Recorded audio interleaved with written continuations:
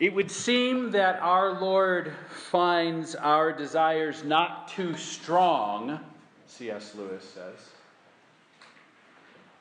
It would seem that the Lord finds that our desires are not too strong, but too weak. Isn't that interesting? When you think of your life as a Christian or just as a human being and all the problems in the world that come from desires, great malfunctioning desires that pull us into trouble, it's interesting that Lewis would say that the problem is that your desires are too weak. It would seem that our Lord finds our desires not too strong, but too weak. We are half-hearted creatures, fooling about with drink and sex and ambition, when infinite joy is offered us, like an ignorant child who wants to go on making mud pies in a slum because he cannot imagine what is meant by the offer of a holiday at the sea. We are far too easily pleased. You just let yourself become happy with things that don't provide as much joy as the kind of joy that God would want you to have. And so you'll keep satisfying yourself. I'll keep satisfying myself with things that are just lesser in value. We live for very small dreams. And God would want us to change that, or God would want to change that for us, I should say. We're working through the Gospel of John, and we're going to see today that Jesus is on a mission to change the dreams of his disciples because they're just far too easily pleased. Their vision for life, their hunger is for something that is not as good as what God has in store for them, what Christ has in store for them. So we're going to look at that. We're in John chapter 14. We've been making our way through for quite a while now. We're going to start chapter 14, and we'll be here for a couple weeks, and then we're going to transition into the fall, and we'll do a series on the church's vision.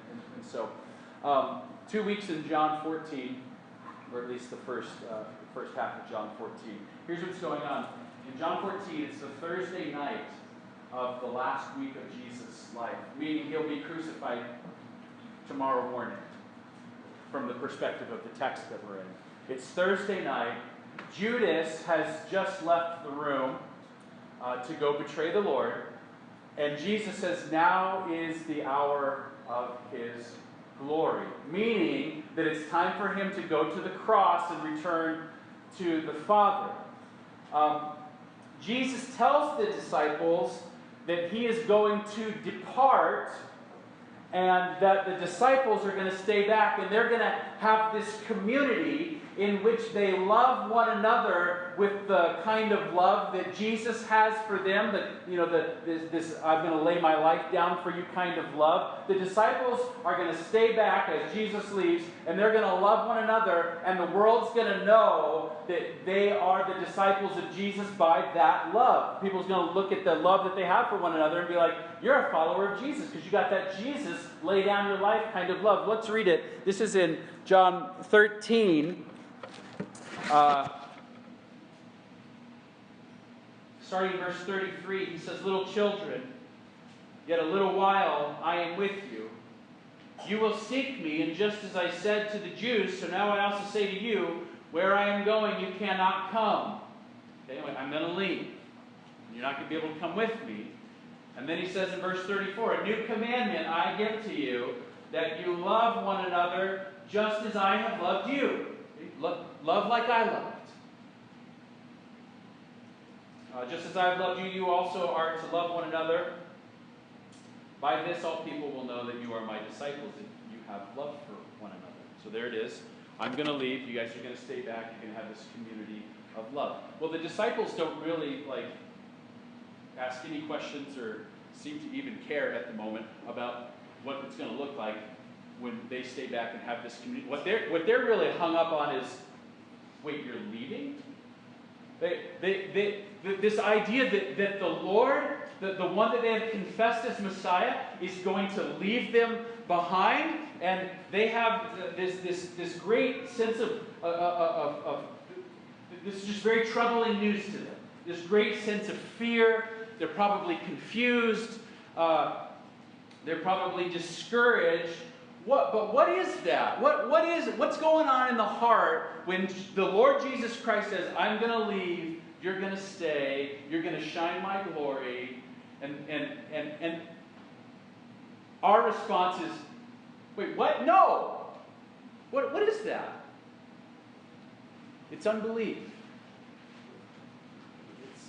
It's unbelief. And that's kind of what we're going to unpack a little bit. We're going to see that the disciples are battling with unbelief. Peter launches us in a display of this unbelief when he basically says, no, Lord, no. I want to go with you, and I want to go with you now. Wherever you're going, I want to go. And he says, no, you can't come with me now. This is the last few verses of chapter 13. You can't come with me now, Peter. And Peter says, no, I definitely want to come with you. I will lay down my life for you. And then Jesus kind of has to set him straight. He says, no, actually, Peter, you're not going to lay down your life for me. You're going to deny me 3 times. I gotta go save you. I gotta go save you. So Peter's unbelief is kind of on display right there. So here's what Jesus does. In chapter 14, Jesus says, okay, I'm not going to talk about this community of love. I got to bandage up some wounds now. These guys they're discouraged, they're scared. And so in chapter 14, Jesus just, in light of this discouraging news, he just applies some bandages. He just gives some encouragements. Hey, these are the good things that are going to happen while I'm gone. And that's what we're gonna look at. The first thing he does is he says, first of all, hey, don't be afraid. Trust me. Okay? I want you to trust me. Look at this, chapter 14, verse 1. Let not your hearts be troubled. Believe in God. Believe also in me. Why are their hearts troubled? Their hearts are troubled because Jesus is going to leave. Don't be troubled. Believe. I want you to trust me. Now, how often do we need that reminder to not be afraid? If you went on the internet and just looked up what's the most often repeated command in the Bible, you'd see a lot of people saying it's this command, do not be afraid. Now, I didn't actually go and run the numbers, so I don't know if that's true. But the fact is, do not be afraid, fear not, do not let your heart be troubled. Those kinds of commands are abundant in the Scriptures. God is having to repeatedly tell us, do not be trust me, okay? Trust me. We are so prone to unbelief. Jesus tells us something, right? He gives us some promise. He gives us some command. He gives us some teaching. And we are slow, even Christians, right? We are slow to believe him functionally. What does that mean? What do you mean, believe him functionally? Here's what I mean. Yes, we will believe what Jesus says intellectually.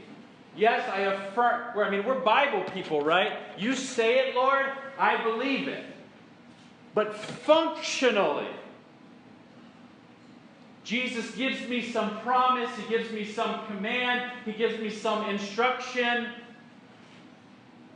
And in my heart, in my desires, what I feel like, and the way that I live does not reflect that I love what he has said, that I embrace it, and that I rest in it. You hear what I'm saying? Like you can have intellectual belief, or you can have biblical belief. And they're not necessarily the same thing. And there are lots of reasons that we feel and live as though what God has to say sometimes is not, we feel and live as though it's not true, or as though it's not good, or as though what he has to say is not satisfying. Can you relate to this? Jesus says, store up your treasures in heaven. Don't store up your treasures on earth. Store them up in heaven. Because in heaven, nobody can break in and steal that. No moth and rust can't destroy it. Store your treasure up there. And intellectually we say, yeah, I believe that. And yet we feel like we've got to get it here. And we live like we got to get it here. What's going on there? What's going on there is that the reality is we have loyalties in our lives to visions for our lives that we think will actually be the most satisfying. And then Jesus presents a rival vision. Don't live to store up your treasures here. Jesus says, don't perform your righteousness in order to be praised by other people. Don't do that. Live for the approval of your Father in heaven. You go, yeah, intellectual. Yeah, I believe that. And then what do we find ourselves doing? Performing righteousness in hopes that somebody might see. What's going on there? It's functional unbelief. That it is more satisfying to receive the affirmation of your Father in heaven than it is to receive praise from men. And you may intellectually embrace that, but the reality is, we have a hard time really believing it. Or maybe that's not you, but you've got some struggle. Reality is, we have loyalties. Our hearts love these visions that we have for our lives that we think are actually going to provide greater satisfaction than what God has to say. We have loyalties to another course. We've got this different agenda, and our hope gets invested in this vision that we have for our life. We've got this dream for our life. We've got this desire. We have this fantasy for what I'm going to call just the good life. Whatever that is to you. Whatever you think is going to provide you with a sense of meaning and a sense of purpose and a sense of happiness. You've got a vision for it. And so do I. Unbelief is not merely your intellectual embrace of alternative ideas. It is also the love of your heart for those ideas, for that dream. We all have them. I was once asked to serve in a ministry, and I had already kind of plotted out my course for how I wanted to serve in this ministry. And I was asked to be the main teacher for a college ministry down in New Mexico. And I was becoming convinced at some point that Jesus was really the one who was doing this, and I did not want to. Why? Because my hope had already been set on an alternative fantasy that I had made up for what my life was going to look like. And so there was tension there was unbelief that whatever it is that God is calling me to has got to be the best thing for me. And so I wrestled. Unbelief is not merely an alternative set of ideas. It consists of a love for an alternative dream that we think is going to be satisfying. And so when Jesus says to the disciples, I'm going away, it did not match their fantasy.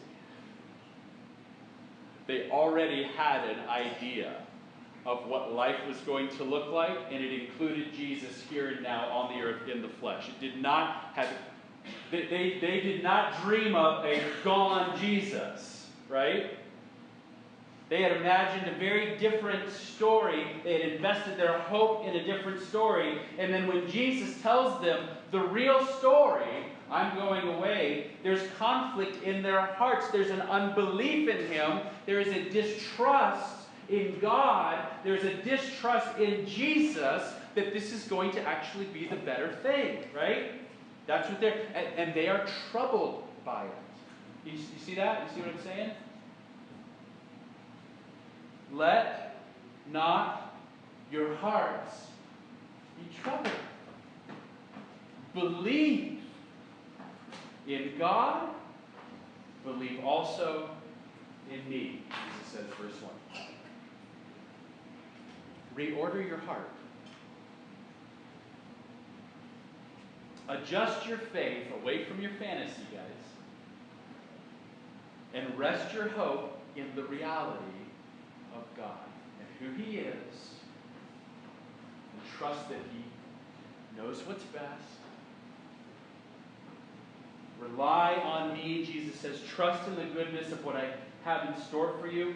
I am faithful. I am good. I love you. So trust me, okay? Trust me with this. Now, here's a question. How do you actually get the heart to do it? How do you actually get the heart to feel a sense of confidence that, yes, Lord, I do trust in you. My heart is resting here. I find hope in that. How do you get the heart to actually respond to the command and feel hope? Jesus says, don't be troubled. Trust me. You just decide to do that. You're just going to decide, okay, I'm going to feel confident. You just decide to feel hope. Decide to feel faith. Decide to feel trust. You just resolve that you're going to have affections that feel confident about the goodness of Jesus. Let me see if it works for you. Are you ready? See if you can do it. Trust Trump or Clinton. I don't care. Go ahead. Feel it. Feel confident. Feel hope. Feel a settled sense of great joy that this is the most satisfying option. Go ahead. Choose to do it. It's not how it works. That's not how the heart genuinely feels faith. Remember that unbelieving heart is already sold. It's already sold on an alternative dream. The dream that Jesus is not leaving in this case.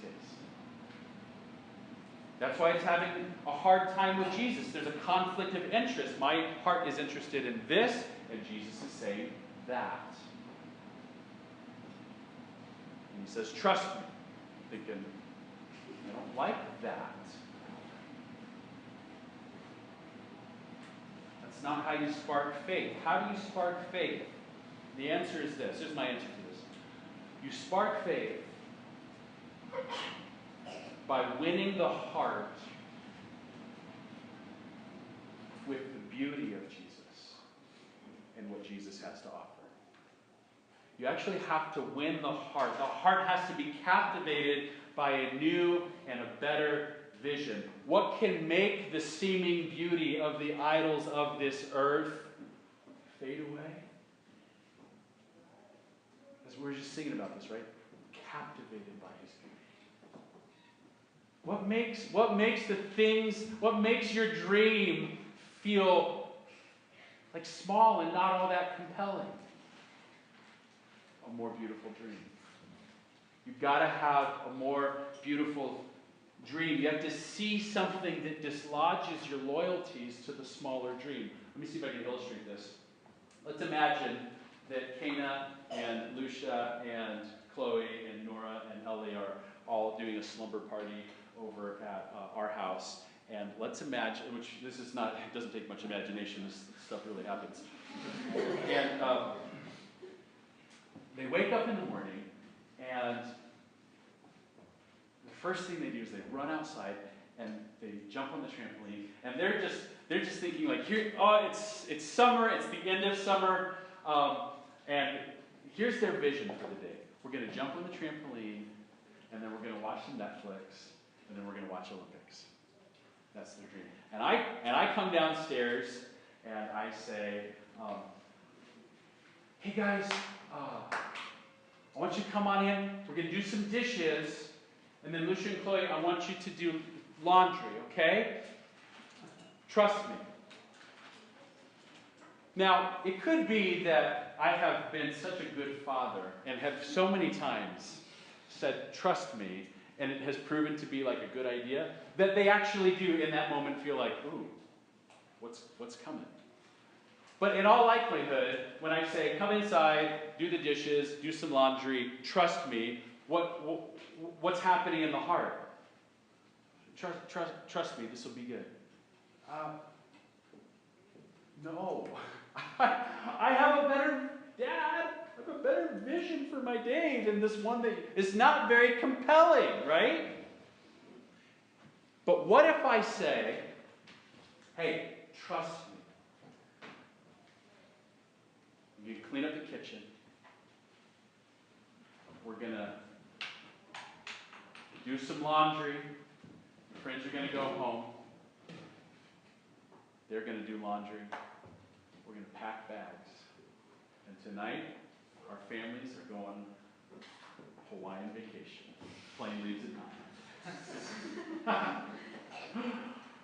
I guarantee you, the heart is bought in to a new vision, right? And how did you do that? I painted a more compelling vision. And I won the heart. The heart has to be, how do you stir faith in Jesus? You win the heart with a more compelling vision than the little dream that you have for your life.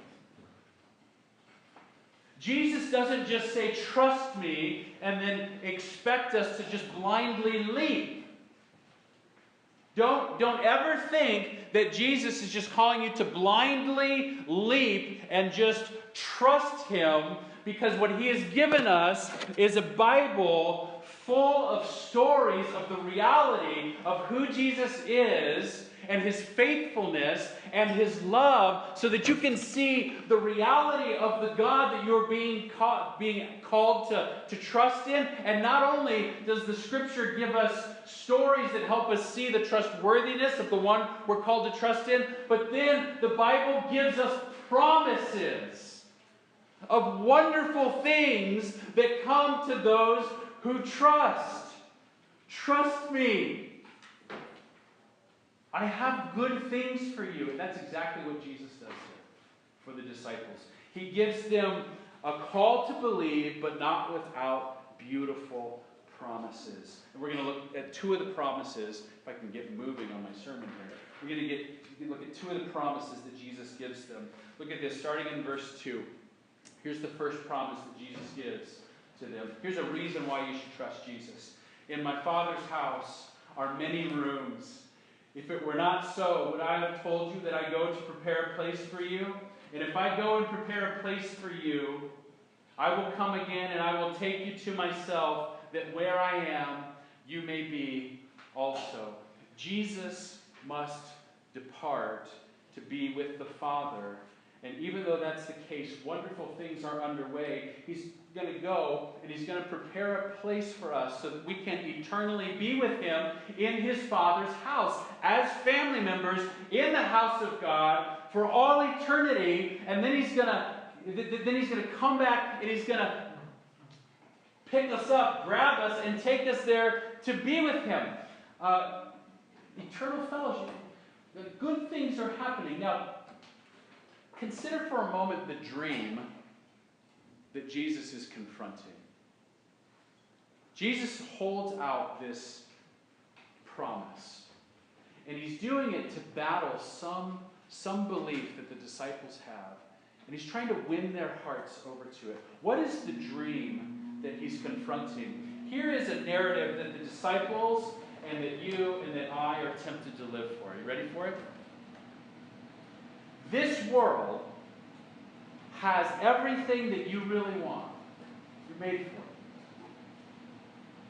The good life is here. The good life is now. And if you miss out on this, you'll miss out on happiness. You do not want to miss out on what this world has to offer. That is a story that is being fed to you from every media outlet, every mall, every Amazon ad, every YouTube, where you look, every inclination of your heart is tempted to believe that this world is where you will secure your best life. It's a story, it's a narrative that you tell yourself. Your family tells you this. The media tells you this. That dream manifests itself in 1,000 forms. For the disciples, here's what it looked like. It looked like Jesus staying with them and enjoying this world together with him. That's what it looked like for them. We don't really have that expectation because we've never met Jesus in the flesh. For us, that dream that this world has everything you really want looks pretty different. That dream will drive you to pursue money. That dream will drive you to pursue jobs, relationships, education, health, family, comfort, homes, leadership, status, clothing, companionship, all kinds of pleasures. None of which are bad things per se. None of those things are bad in and of themselves. But all of those things can be pursued in such a way that you are trying to secure with them a fantasy, a belief that these things are the key to your happiness and these things are the definition of the good life.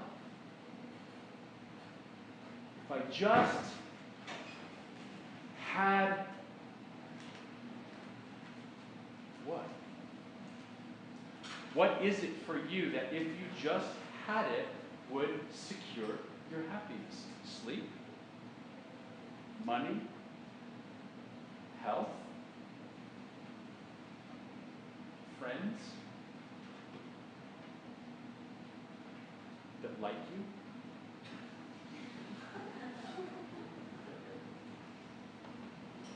I mean, that's not a bad thing to want, is it? It's a bad thing to worship. If you buy that story, that the good things are here and now, if you believe this story and you hold to that story with all your might, Christian, it will kill your faith in Jesus. I really believe that. If you hold to that story and you live with it with all your might, I believe it will kill your faith in Jesus because you'll long for this. And you will pray for this. And you will seek this. And you will prepare for this. And you will strive for this. And you will ask God and want God and expect God to give this to you as though it is the only thing that will really satisfy you, as though this is what your soul was made for. And eventually, God will say no. Won't he? And he will let you taste the fragile reality of money and education and jobs and house and health and clothing and status and friends and family. These are wonderful goods, but they are terrible gods. And if we try to put God into the service of securing for us this world, if we expect that God is going to help us live for this world as our God, it is only a matter of time before He will let us taste the fragility of these false gods, the fragility of the fantasy, the fragility of all things that belong to here and now, because someday all of these things will be taken from you. All of them.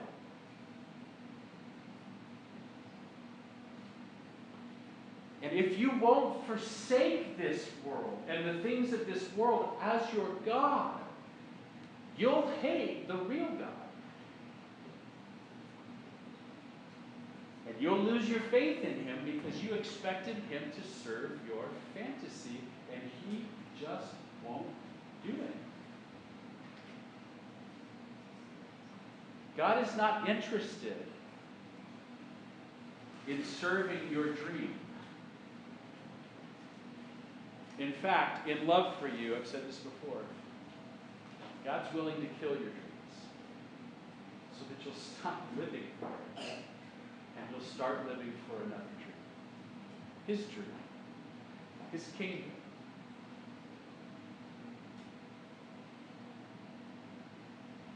And that's what He's doing for the disciples right here. He's confronting this false fantasy that they have, that a life here and now with Jesus in the flesh is the best thing, and He's giving them a superior dream to live for. Do not live for here and now as though it's the good life. The good life belongs to the age to come. Listen one more time, verse 2. In my Father's house are many rooms. If it were not so, would I have told you that I go to prepare a place for you? And if I go and prepare a place for you, I will come again, and I will take you to myself, that where I am, you may be also. Whatever your dreams may be, this is the reality, and it's better for you to find this out now so that you stop living for the little dream and start living your life as though the best is yet to come. Don't store it all up here and now. Don't expect it all here and now. In the end, all fantasies are tumbled by the reality. And here's the reality. Here's the true narrative. Here's the true story. Here's the true vision. God's dream, which will soon become a reality. Jesus has gone to be with the Father in order to prepare the truly good life for us, and He will come again, and He will take us to Himself so that we can be with Him as His family, enjoying all that God is for us forever. That's the real story. That's the real story. So, believe. Trust in Him. This is better. This is better. Faith sees the beauty of a better dream. It sees the fact that Jesus is so good and the best is yet to come. So do not let your hearts be troubled by the temporary pains of this life. Do not let the things of this world dominate you. That's what Jesus is saying to His disciples. That's what He's saying to us this morning. Where does that hit you? What little dream? I know they feel big. But what little dream is Jesus confronting the better vision for your life? Well, that's the first reason why the disciples should put their trust in God, put their trust in Jesus. Jesus has another reason why they should do this. He's got another superior vision for them. I can move through this one more quickly. Verses 4 to 6. Jesus says, "And you know the way to where I am going." Thomas said to Him, "Lord, we do not know where you are going. How can we know the way?" And Jesus said to him, "I am the way, and the truth, and the life. No one comes to the Father except through me." Okay, so Jesus is going to depart. The disciples are distraught. They don't need to be troubled. You need to believe. And then Jesus gives them now two reasons. The first reason is, hey, don't worry, I'm going to go away, and then I'm going to prepare a place, and then I'm going to come back, and then I'm going to bring you with me. Now, here's the second piece of encouragement. When I return, there's no question about whether or not you'll be included, because you know the way into my Father's house. You're absolutely secure because you know the way into my Father's house. So here's the logic. I'm going to go away. Don't be afraid. I'm going to go away, then I'm coming back, and you're getting in. So believe. Now, Thomas totally misses the point. Look at this in verse 4? Jesus says, you know the way. In verse 5, Thomas says, we don't even know where you're going. How can we know the way? I mean, he's thinking like literally geographically. Like, Jesus is going to go somewhere up in Galilee or something, and apparently we know the way to get there. So Thomas is like missing. Jesus is on a different wavelength. Jesus is talking about entering into the Father's eternal heavenly dwelling place. And he's saying that there's only one means of accessing God's eternal presence. There's only one doorway, and guys, you already walked through it. I'm the doorway. That's what Jesus said. You're safe and secure. If you know Jesus, then you have true life-giving access to God. I am the way, I am the truth, I am the life. And in fact, just to make his point, Jesus says he is the only way. No one comes to the Father except through him. Okay? Now that's supposed to be comforting to them. I'm going away, but I'm coming back, and you're guaranteed access because you know the way in. That's comforting to them. That counters some other false narrative that they're tempted to believe. What are they tempted to believe? It seems to me that they're tempted to believe something related to, I'm not sure if I can get in. Because Jesus tried to reassure them by saying, hey, you know the way in. So what's going on here? Remember this. These guys are thinking about a world without Jesus. Jesus told them he's going to depart. Now they're thinking about a world without Jesus. And remember, these guys are Jewish men, and the fact that Jesus leaves means big time trouble for them, because Jesus has not done he has not made much effort to make peace between himself and the Jewish leadership. Once he leaves, these guys are sunk with regards to the Jewish community. They're going to be like cult members, right, whose leader abandoned them. That's how it's going to feel. So they're going to be like outside of the Jewish community. They're not going to be able to go to the synagogues. They're not going to be able to go to the temple. At least there's a good possibility of that, because the Jewish leaders have already like kicked people out of synagogues for believing in Jesus. So Jesus is going to leave. What do you mean you're going to be leaving? Why are you going to leave us? We're going to be stranded on the outside of the Jewish community. How are we going to have access to go worship God? If we can't go to the temple? What if we can't participate in relationship with... Why? You can't leave. Here's perhaps what they're mistakenly tempted to believe. Jesus leaves, and then they're going to have to find some other way to have access to God. They're tempted to believe, in a nutshell, that there is some other way. The Old Covenant, the Jewish law. And now they think, oh gosh, we've been set up for failure. And Jesus is countering that false belief. I'm the way. I'm the only way. The question that you guys will be asking is not, how can we get back into the Jewish community so that we can have access to God? The question that you guys are actually going to be asking is, how can we get the Jewish community to understand that they don't have access to God unless they come to Jesus?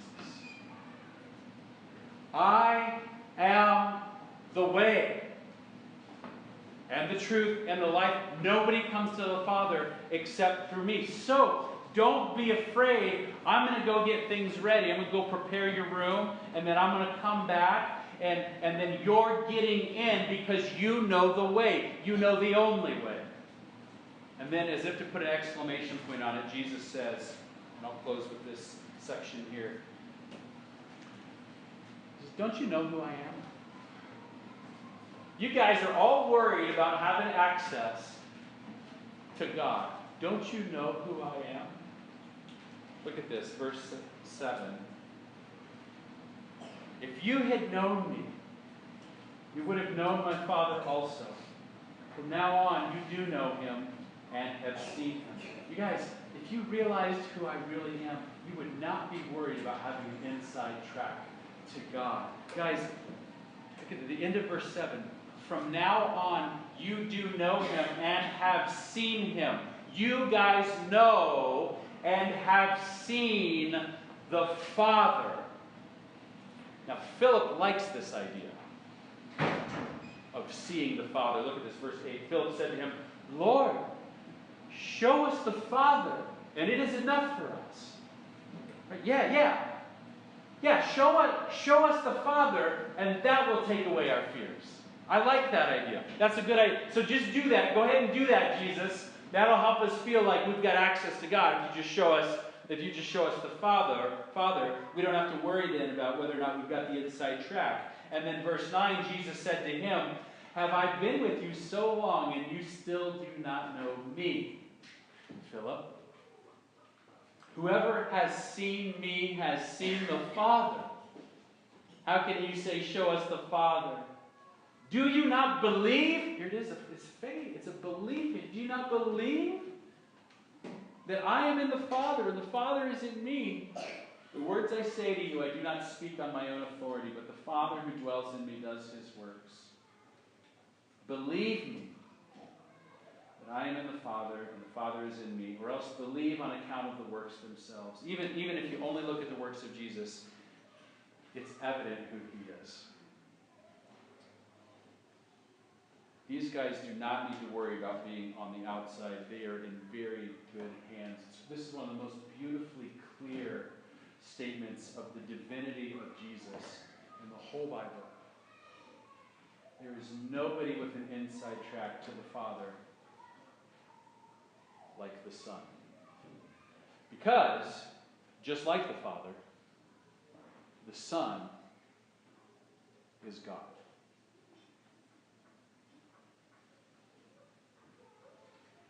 When Christians say that Jesus is the only way to God, we are not doing it because we want power. We are not doing it because we love telling people they're wrong and we're right. We're not doing it because we just want to make up radical claims that make us feel good about our religion. We say things like Jesus is the only way to the Father because Jesus said that, and then he says things like this. Whoever's seen me has seen the Father. He makes these claims about his identity, his divine identity, and we have concluded that we actually believe him. We actually believe that he is divine, and so if he really is God, and then he says he's the only way, we're like, I'm not arguing with that. So we embrace these teachings. Whoever has seen me has seen the Father. If you've seen Jesus for who he really is, then you have seen God the Father. Not because Jesus is the Father. Don't make that mistake. That's not what Jesus is saying. Jesus is not saying, I am the Father. Jesus is saying he reveals the Father. Jesus is the representation to us of who the Father is. He is the perfect expression of the Father. And as the Son of God, He puts God the Father on display. He is the image of the invisible God. He is the exact imprint of his nature. When the Father wants to tell us who he is, the Father speaks. He speaks his word. And the word became flesh and dwelt among us. Jesus is God, and therefore he is the way to the Father, and therefore these guys have nothing to worry about. So, trust me. Believe in me. Stop giving your mind and your heart to the small stories, living for the little stories of the good life here. These stories that you've written for yourselves. This is the real story. This story is better. This story is more beautiful. This story is more compelling. Jesus says, I am going to prepare a place for you in my Father's house. And then I'm going to come back and I'm going to get you. And you don't need to be afraid of missing out because you have access to the Father through me. And I'm the only way to the Father. Don't you know who I am? If you've seen me, you've seen the Father. You're in good hands, guys, so believe. Trust me. And you will be part of something tremendous.